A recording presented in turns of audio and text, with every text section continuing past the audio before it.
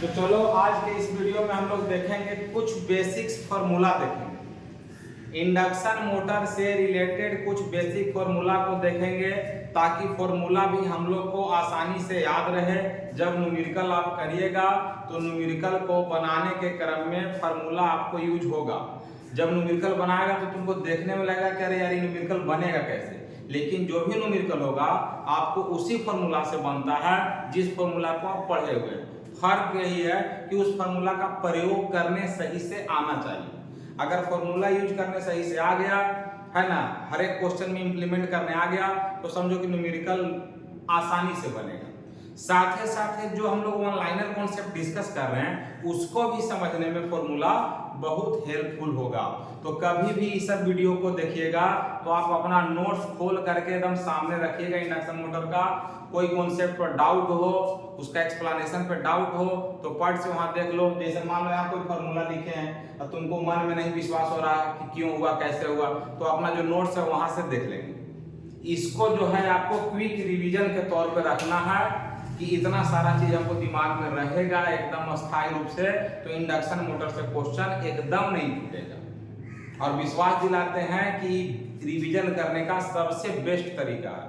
जितना video induction motor का बनाएंगे सबको देख लीजिएगा, आपका इंडक्शन मोटर 100% रिवीजन हो गया, ठीक ना। तो चलो हम लोग देखते हैं। ईपी यहाँ लिखा हुआ है फेज वोल्टेज। जो स्टेटर में या रोटर में जो फेज वोल्टेज होता है इंडक्शन मोटर में, उसका फॉर्मूला क्या है 4.445 FR है। यहाँ पर ध्यान देना, FR मतलब rotor frequency, N × KW। KW को छोड़ दो तो यहाँ पर देखो तो ट्रांसफॉर्मर में EMF का इक्वेशन क्या था 4.445 FN था कि नहीं था, तो वही है, केवल KW से गुना कर दिए। यहाँ पर फाई F जो है रोटर फ्रीक्वेंसी है। स्टेटर के तरफ का फ्रीक्वेंसी अलग होता है, रोटर के तरफ का फ्रीक्वेंसी अलग होता है इंडक्शन मोटर में। क्यों होता है, कैसे होता है, ये आप पढ़े होंगे नोट्स में, ठीक है। और KW यहाँ पर एक चीज आ जाएगा। KW क्या है, तो KW है वाइंडिंग फैक्टर। कोई भी ऐसी मशीन में जो हम लोग वाइंडिंग करते हैं उसका एक वाइंडिंग फैक्टर होता है, और KW का वैल्यू KC × KD के बराबर होता है। KC को हम लोग कोडिंग फैक्टर कहते हैं, KD को हम लोग डिस्ट्रीब्यूशन फैक्टर बोलते हैं। अब कोडिंग फैक्टर का मतलब क्या है, डिस्ट्रीब्यूशन फैक्टर का मतलब क्या है, अगर नहीं पता है तो आप अपना नोट्स खोलिए, जहां आप पढ़े हैं आप उनका सर का नोट्स खोलिए, वहां देखिए कि KC क्या है KD क्या है, ठीक ना। चलो आगे हम लोग बढ़ते हैं, ठीक है। NS का मतलब वो सिंक्रोनस स्पीड। सिंक्रोनस स्पीड बराबर हो गया 120 F/P। ध्यान दो यहाँ F है यानी कि सप्लाई फ्रीक्वेंसी, और यहाँ क्या था रोटर फ्रीक्वेंसी। बाई क्या है P मतलब नंबर ऑफ पोल, ठीक है। अब यहाँ पे है ई जो है सिंबल इस तरह वाला, इस समेशन का सिंबल है, सम ऑफ हॉरिजॉन्टल कंपोनेंट और इस सम ऑफ वर्टिकल कंपोनेंट। एक्चुअल में इंडक्शन मोटर में जो मैग्नेटिक फील्ड होता है वो रियल में RMF होता है, रोटेटिंग मैग्नेटिक फील्ड होता है। तो रोटेटिंग मैग्नेटिक फील्ड एक वेक्टर क्वांटिटी हुआ, उस वेक्टर क्वांटिटी का दो कंपोनेंट होगा, एक को हॉरिजॉन्टल कंपोनेंट बोलेंगे, एक को वर्टिकल कंपोनेंट बोलेंगे। हॉरिजॉन्टल कंपोनेंट का फार्मूला इतना है, वर्टिकल कंपोनेंट का फार्मूला इतना है। अगर रिजल्टेंट RMF का बात करेगा, रिजल्टेंट RMF का बात करेगा तो रिजल्टेंट RMF कितना होगा, रिजल्टेंट कैसे निकलता है, root under sum of horizontal का स्क्वायर सम ऑफ वर्टिकल का स्क्वायर, ये दोनों का स्क्वायर का सम करेगा रूट में तो इतना आ जाएगा। और वेक्टर है तो इसका एंगल भी होगा, तो इसका एंगल कितना होता है tan inverse π/2 minus omega t, यानी कि एंगल टाइम पर डिपेंड कर रहा है, इसलिए हम लोग कहते हैं कि यहाँ पे RMF पैदा होता है, ठीक ना। अब देखो हम क्विक रिवीजन करा रहे हैं, ठीक है, तो उतना ज्यादा एक्सप्लेन तो करेंगे नहीं, क्विक रिवीजन के जैसा ही करेंगे, ठीक है। बाकी अगर आपको रीजन समझना है तो आपके पास नोट्स होगा, सर का नोट्स होगा, वहां पे डिटेल में आप देख सकते हैं, ठीक है। चलो अब यहाँ पे लिखा हुआ NSS का मतलब, ठीक है, स्लीप स्पीड। N का मतलब स्पीड लेते हैं हम लोग, ठीक ना। ISS का मतलब स्लीप स्पीड, एगो S का मतलब स्लीप, एगो S का मतलब स्पीड, ठीक है। तो स्लीप स्पीड होता है NS - NR। स्लीप स्पीड होता है NS - NR। NS - NR को स्लीप स्पीड कहा जाता है। और एगो तुमको बहुत अच्छा बात बोलते हैं, एकदम इनको कॉन्सेप्ट वाला बात बोलते हैं कि जो NS - NR होता है ये स्पीड ऑफ RMF भी होता है। NS minus NR speed of RMF भी होता है। तो तुमको लगा कि सर पगला गए का, तो हम पगलाए नहीं है, होशो हवास में है। चलो ध्यान से सुनेगा यहाँ पर। देखिए आपको पता होगा कि RMF का जो स्पीड होता है, मतलब रोटेटिंग मैग्नेटिक फील्ड का जो स्पीड होता है वो NS होता है। तो NS किसके रेस्पेक्ट में होता है, ध्यान देना। जैसे मान लो कि यह स्टेटर है, ये मान लो कि रोटर है, तो अगर हम स्टेटर के रेस्पेक्ट में इसका स्पीड देखेंगे तो स्टेटर के रेस्पेक्ट में इसका स्पीड क्या होगा, NS होगा। लेकिन अगर हम रोटर के रेस्पेक्ट में देखेंगे तो इसका स्पीड क्या होगा, NS माइनस NR होगा। यानी कि NS minus NR sleep speed तो है ये है, NS minus NR sleep speed तो है ये है, साथ ही RMF का भी स्पीड है। लेकिन कंडीशन है कि RMF का स्पीड किसके रेस्पेक्ट में है, तो RMF का स्पीड ही रोटर के रेस्पेक्ट में। और NS स्पीड जो है वो RMF का स्पीड है, लेकिन किसके रेस्पेक्ट में है, तो वो स्टेटर के रेस्पेक्ट में।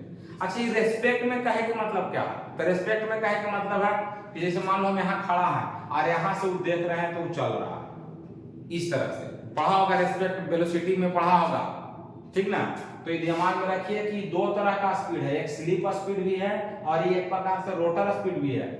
सॉरी, रोटर स्पीड बोल रहे हैं, ये RMF का भी स्पीड है, रोटेटिंग मैग्नेटिक फील्ड का भी स्पीड है। तो ये रोटेटिंग मैग्नेटिक फील्ड का स्पीड किसके रेस्पेक्ट में हुआ, रोटर के रेस्पेक्ट में। और स्टेटर के रेस्पेक्ट में RMF का स्पीड क्या होता है, NS। रोटर के रेस्पेक्ट में क्या होता है, NS माइनस NR, ठीक ना।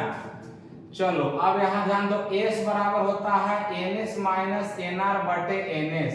S बराबर NS माइनस NR बटे NS, ठीक है। अब अगर हम कह दे तुमको कि S बराबर होता है स्पीड ऑफ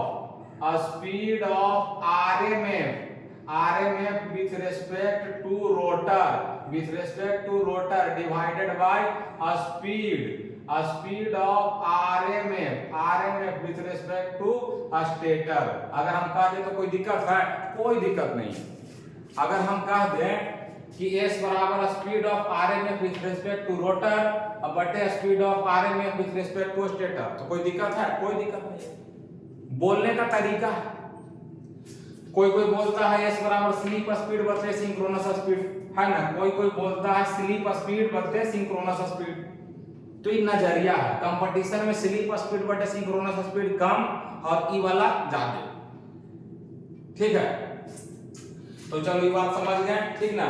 NR बराबर होता है NS माइनस NR बटे NS। NR बराबर NS, ठीक है, NS माइनस NR बराबर होता है, ये गलत लिख दिए हैं, ये गलत लिखा हुआ है, ठीक है, ये गलत लिखा हुआ है। NR बराबर होगा तुम्हारा 1 माइनस S गुने क्या हो जाएगा, NS हो जाएगा। ये गलत लिखा गया है ना। सोचो ना, ये S बराबर इतना है और NR बराबर इतना है, तो कैसे है, ये गलत है, ठीक है, ये गलत लिखा हुआ है। तो NR बराबर 1 माइनस S गुने NS हो गया, ठीक ना। अभी आएगा कैसे, तो एक काम करो ना, इस इक्वेशन को सोल्व कर दो, इस इक्वेशन को सोल्व करके NR निकाल लो, यही आ जाएगा, ठीक ना। अब देखो यहाँ पर एक और कॉन्सेप्ट वाला बात करते हैं कि NR बटे NS अगर इसी को कर देगा तुम तो 1 माइनस S के बराबर आएगा। NR बटे NS करेगा तो 1 माइनस S के बराबर आएगा। और ध्यान देना, आगे चल के तुमको मिलेगा कि 1 माइनस S जो होता है ये अप्रोक्सीमेट जो होता है, approximate efficiency of induction motor होता है, approximate efficiency of induction motor भी होता है ना। और approximate efficiency of induction motor हो गया यानी कि अप्रोक्सीमेट आउटपुट बटा अप्रोक्सीमेट इनपुट। और अप्रोक्सीमेट आउटपुट क्या करते हैं, मैकेनिकल पावर डेवलप बटे एयर गैप पावर। तो देखो तो एक ही चीज कितना से रिलेट हो रहा है, एक ही चीज कितना सारा चीज से रिलेट हो रहा है ना। तो ये ध्यान दीजिएगा कि NR बराबर 1 माइनस S गुने NS, इसको बटा में कर देंगे तो 1 माइनस S क्या होता है, एफिशिएंसी होता है, अप्रोक्सीमेट एफिशिएंसी। अप्रोक्सीमेट एफिशिएंसी कहे के मतलब अप्रोक्स आउटपुट बटा approx input, approx output mechanical power develop divided by air gap power, ठीक है। उसके बाद अगला यहाँ पर बात करेंगे तो NR ग्रेटर देन NS, जब रोटर का स्पीड सिंक्रोनस स्पीड से ज्यादा होता है तो मशीन, इंडक्शन जनरेटर जैसा काम करता है। जब रोटर का स्पीड सिंक्रोनस स्पीड से ज्यादा होगा तो इंडक्शन मशीन इंडक्शन जनरेटर जैसा काम करेगा। जब एनआर लेस देन एनएस होगा तो इंडक्शन मशीन इंडक्शन मोटर जैसा काम करेगा। और जब दोनों बराबर होगा मतलब एनआर बराबर एनएस होगा तब ना तो इंडक्शन मोटर जैसा काम करेगा न इंडक्शन जनरेटर जैसा काम करेगा। ये धोबी का कुत्ता बनल रहेगा, न घर का न घाट का। ठीक है, उसी तरह से अब मन में सवाल आएगा तुमको कि जब एनआर ग्रेटर देन एनएस होगा तो इंडक्शन जनरेटर जैसा क्यों क्यों क्यों। इस क्यों का जवाब आप जहां पढ़े होंगे वहां से आपको जरूर मिला होगा। ठीक है, चलो एस लेस देन 0 है। अगर स्लिप लेस देन 0 होता है तो इंडक्शन जनरेटर के जैसा, अगर स्लिप का रेंज यहां से यहां हो तो इंडक्शन मोटर के जैसा, और अगर s बराबर 1 हो रहा है एकर मतलब induction motor stand still condition में है।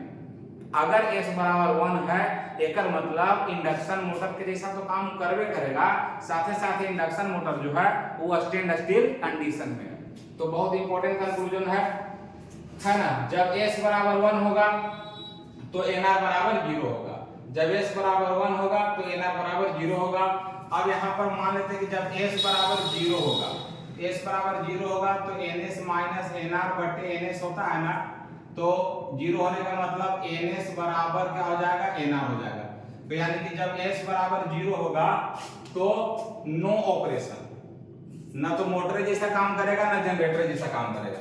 यानी कि s बराबर 0 होगा तो नाइदर एज मोटर नोर एज जनरेटर। ठीक है, तो उम्मीद करते हैं सारा फॉर्मूला क्लियर हो गया होगा।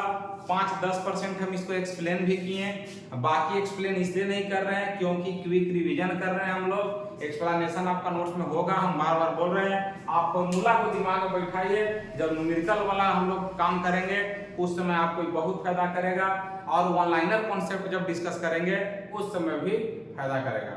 तो तुम लोग को वीडियो कैसा लग रहा है कमेंट करके जरूर बताना, ताकि हम और मोटिवेटेड रहें इस तरह के वीडियो बनाने के लिए, आपका क्विक रिवीजन कराने के लिए।